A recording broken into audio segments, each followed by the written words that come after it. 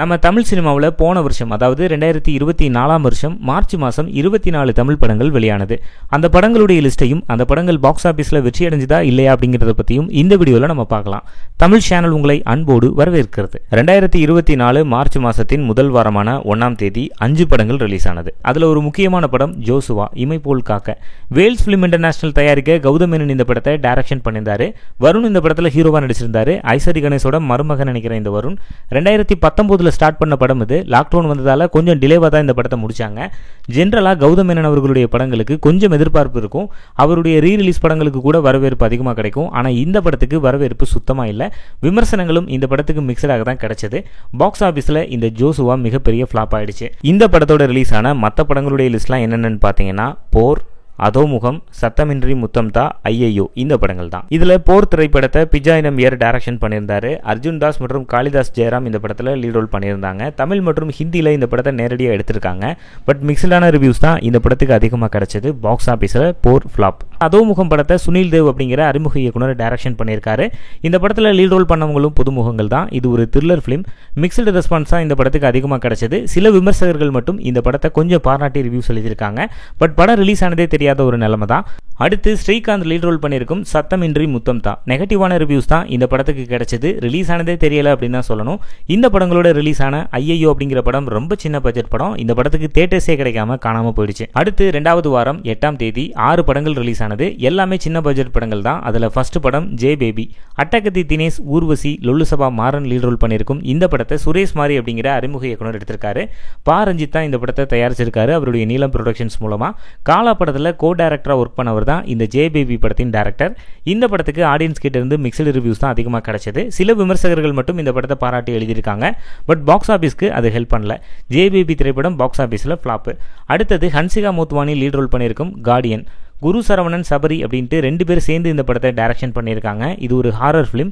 நெகட்டிவான ரெஸ்பான்ஸ் தான் இந்த படத்துக்கு கிடைச்சது. இந்த படம் பாக்ஸ் ஆஃபீஸில் பெரிய ஃபெயிலியர். ஏன் வந்ததே தெரியல அப்படின்னு தான் சொல்லணும். அடுத்தது சிங்கப்பெண்ணே. சில்பா மஞ்சுநாத் லீட் ரோல் பண்ணியிருக்கும் இந்த படத்தை ஜேஎஸ்பி சதீஷ் டைரக்ஷன் பண்ணியிருக்காரு. இது ஒரு ஸ்போர்ட்ஸ் ட்ராமா. இந்த படம் ரிலீஸ் ஆனதே பெருசாக தெரியல. சில ரிவ்யூவர்ஸ் ஓரளவுக்கு பாசிட்டிவான விமர்சனங்களை இந்த படத்துக்கு கொடுத்துருக்காங்க. பட் பாக்ஸ் ஆஃபீஸில் இந்த படம் ஃபெயிலியர். இந்த படங்களோட சார்லி லீட் ரோல் பண்ணியிருக்கும் அரிமாப்பட்டி சக்திவேல், ரிஷிகேஷ் ஹீரோவாக நடிச்சிருக்கும் உணர்வுகள் தொடர்கதை, புதுமுகங்களோட நல்ல பேரை வாங்க வேண்டும் பிள்ளைகளே இந்த படங்கள்லாம் ரிலீஸ் ஆனது. இந்த படங்களுக்கெல்லாம் தியேட்டர்ஸும் சரியா கிடைக்கல, ரிவ்யூஸும் சரியா கிடைக்கல, வந்ததே தெரியாம காணாம போயிடுச்சு. அடுத்து 3வது வாரம் 4 படங்கள் வெளியானது. 4மே கொஞ்சம் சின்ன பட்ஜெட் படங்கள் அப்படிங்கிற கேட்டகரி தான். அதுல முக்கியமான 2 படங்கள். ஒன்னு சமுத்திரகனி லீட் ரோல் பண்ணியிருக்கும் யாவரும் வல்லவரே, இன்னொன்னு மகேந்திரனோட அமிகோ கராஜ். இதுல யாவரும் வல்லவரே படத்தை ராஜேந்திர சக்கரவர்த்திங்கிற அறிமுக இயக்குனர் எடுத்திருக்காரு. அமிகோ கராஜ் படத்தை பிரசாந்த் நாகராஜுங்கிற இயக்குனர் டைரக்ஷன் பண்ணியிருக்காரு. 2 படங்களுக்குமே மிக்சடான ரெஸ்பான்ஸ் தான் அதிகமாக கிடைச்சது. பாக்ஸ் ஆஃபீஸில் இந்த 2 படங்களுமே ஃபெயிலியர் ஆயிடுச்சு. அடுத்து இதே டேட்டில் ஆர்கே சுரேஷ் லீட் ரோல் பண்ணியிருக்கும் காடுவெட்டி திரைப்படமும் ரிலீஸ் ஆனது. சோலை ஆறுமுகம்ங்கிற டைரக்டர் இந்த படத்தை எடுத்திருக்காரு. நெகட்டிவான ரிவ்யூஸ் தான் இந்த படத்துக்கு கிடைச்சது. சில இடங்களில் மட்டும்தான் இந்த படம் பாக்ஸ் ஆஃபீஸில் ஓடி இருக்கு. பட் தமிழ்நாடு ஃபுல்லாக கம்பேர் பண்ணும்போது இந்த படம் பாக்ஸ் ஆஃபீஸில் ஃபெயிலியரான ஒரு படம். இந்த படங்களோட ஆராய்ச்சி அப்படின்னு சொல்லிட்டு ஒரு சின்ன பட்ஜெட் படம் ஒன்று ரிலீஸ் ஆகி காணாமல் போயிடுச்சு.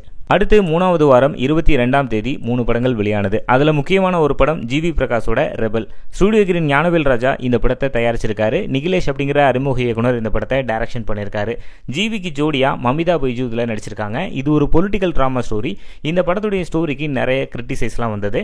இந்த படத்துக்கு மிக்சடான விமர்சனங்கள் தான் அதிகமாக கிடைச்சது. பாக்ஸ் ஆஃபீஸில் ஓப்பனிங் கூட இந்த படத்துக்கு சரியா கிடைக்கல, ஃபிளாப் ஆயிடுச்சு இந்த படம். இந்த படத்தோட சிட்டு 2020, முனியாண்டியின் முனிப்பாய்ச்சல் அப்படின்னு ரொம்ப சின்ன பட்ஜெட் படங்கள் 2 படங்கள் ரிலீஸ் ஆனது.